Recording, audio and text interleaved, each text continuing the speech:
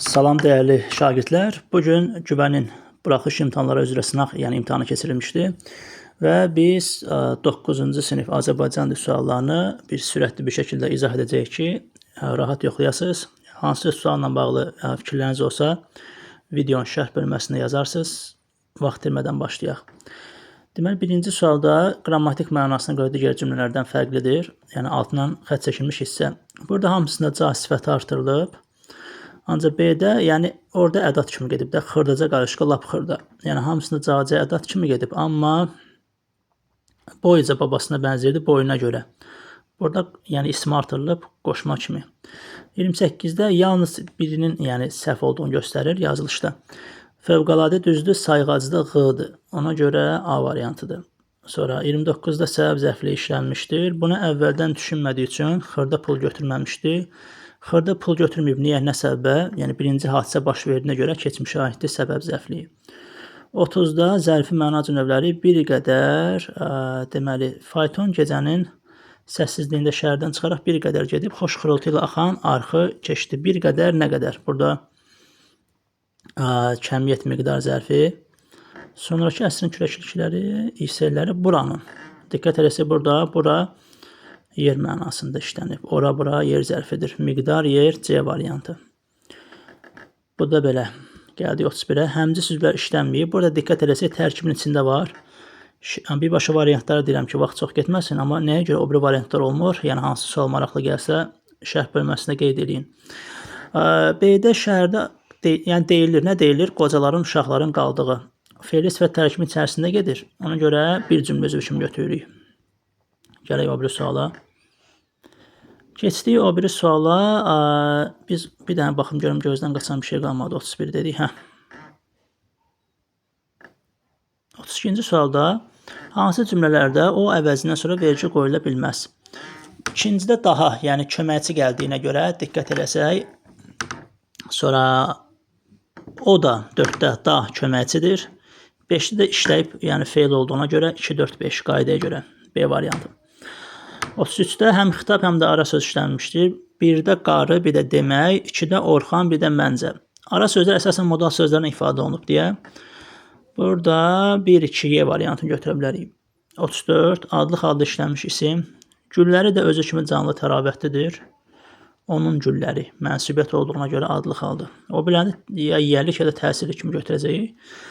35-də azıtma dərəcəli sifətdə uyğunsuzluq var. Açıq burada rəngi artırılmayıb, açıq aşkar. Bu azıtma dərəcəli sifət deyil. 36-ya diqqət eləyək. Burada diqqət eləsək, yanlış doğru qruplaşdırması var ki, uşaqlar çaşır burada. Bax, burada doğru fikirlər seçməliyik də biz. Deməli, yer zərfliyi birincidə yoxdur. Bu dünyadakı qadınların ən xoşbəxtidir. Burada yer zərfliyi yoxdur. Bir yanlışdır deyə doğru götürürük. Yerli əhalinin inadından hisslənən hökmdar hansı hökmdar? Yerli əhalinin inadından hisslənən. Bu təyindir hansı? Səbəb zərfli işlənib yanlış yazıb doğru götürürük. Bütün planlarını ailəsilə dincələ bilmək üçün qurub, yəni o. Amma o gizlənib burada. Ona görə də doğrudur. Müfrida işlənməyib doğrudur. 1, 3, 4. B variantı.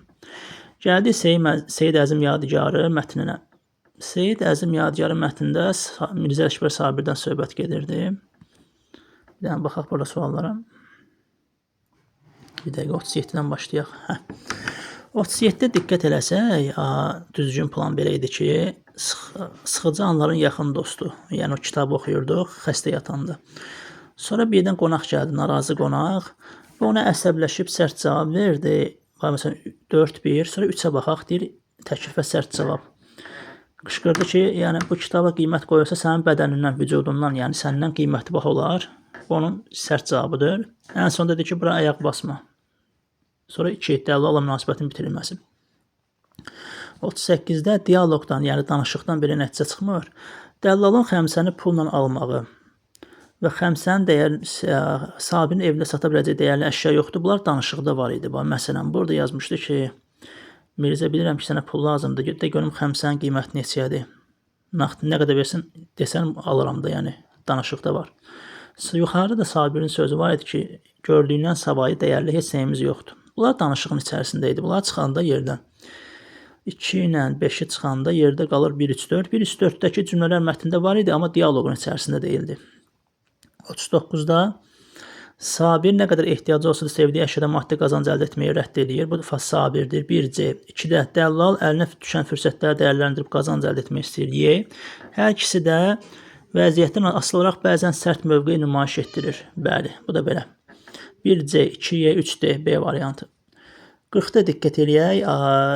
Giriş. Belə edəndə az da olsa xəstəni unudurdu.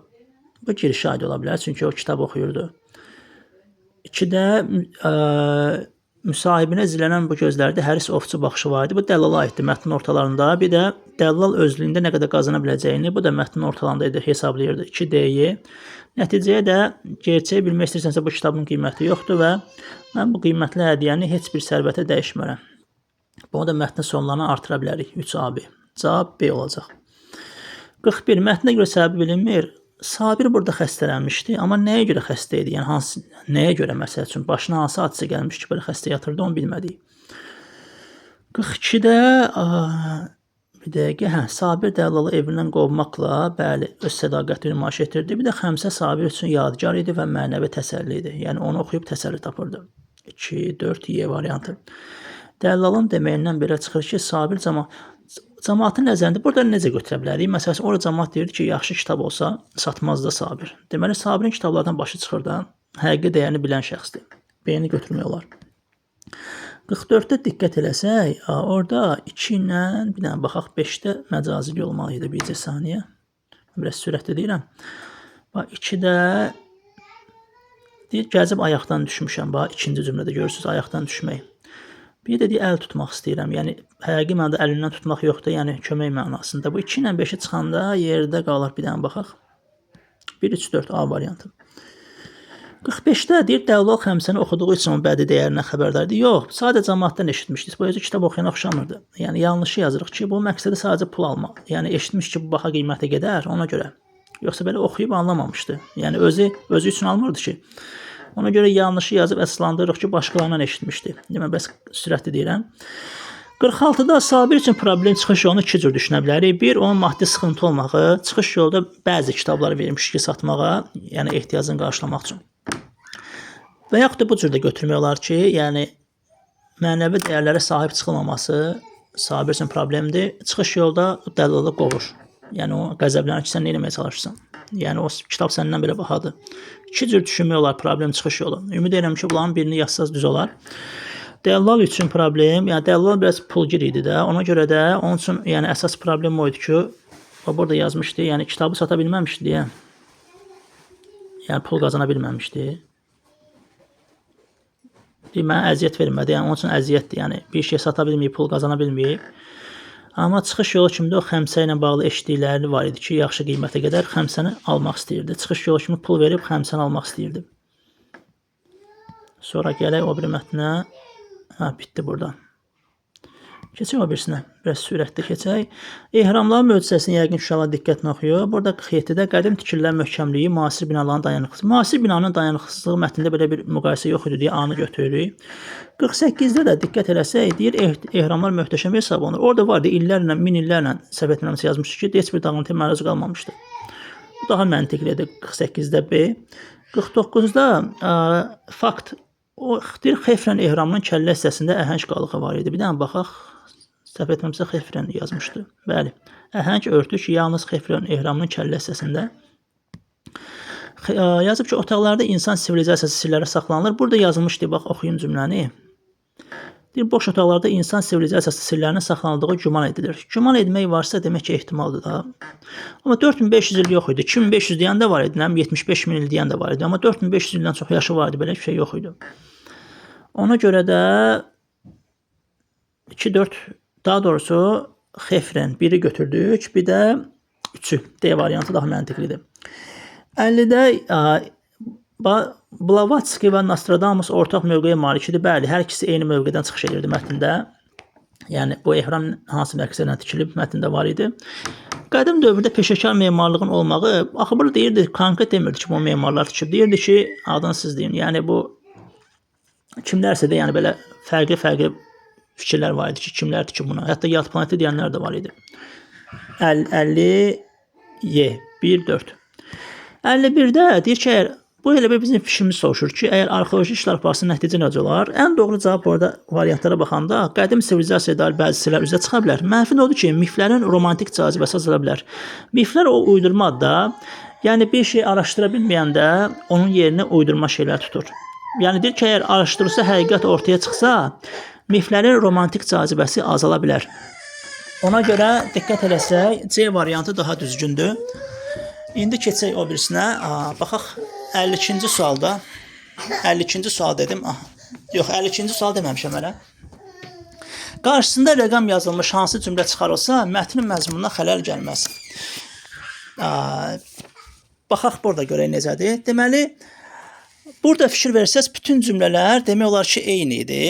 Nə mənada eyni idi? Yəni mətnlə bağlılığı var idi. Çünki burada ümumi məzmun deyir. Düşünürəm ki, burada 5-ci cümlə daha məntiqli olar.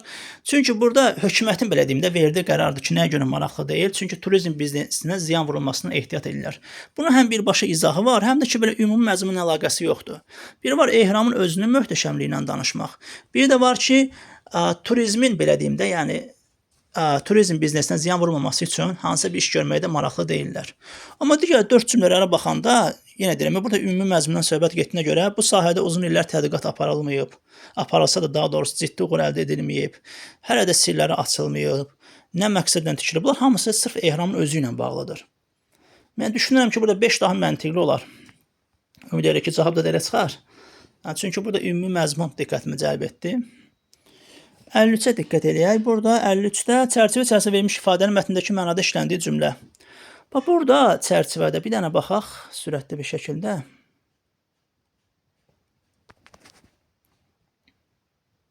Bircə saniyə. Burada inşa edilməsi hələ də sirr olaraq, yəni sirr olaraq qalır. Məsələn, mətnindəki mənada deyir, pis vəziyyətdə qaldım, sonra oğlumdan qalan, burada qaldığımız gün, burada qalmaq məcburiyyəti. Bunlar o mənanı vermir, amma hamıya müəmmalı qalan, müəmma yəni sirli qalan dediyini olduğuna görə D variantı daha düzgündür. 53-də D-ni götürə bilərik. Sonra 54-ə baxaq. Burada həqiqi mənada yazmışdı. Orada parçalanmaq sözü var idi, səhv etmirəmsə. Yəni orada həqiqi mənada, məsələn, bir daş parçalanırsa həqiqi məna olar. 1. Dağılmaq, sınmaq axı bu şüşə deyil, bu tikilidir. Yəni sınmaqdansa dağılmağı daha məntiqlidir. 1, 4. 6-da paralanaraq bütövlüyünü itirmək. 1, 4, 6 daha məntiqli ola bilər. 54-də D. 55 ilə 56 açıq suallarımız qaldı. Bir də buna da baxaq. Müşkül, yəni çətin mənadadır. Müşkül sözün mənası ümumiyyətlə çətin deməkdir. Yəni deyir, işin müşkülə düşüb, çətinə düşüb. Məsələn, burada baxaq görək hansı mənada işlənib o müşkül sözü. Yəni yanında nə söz var idimi? Bir də mətnə baxaq.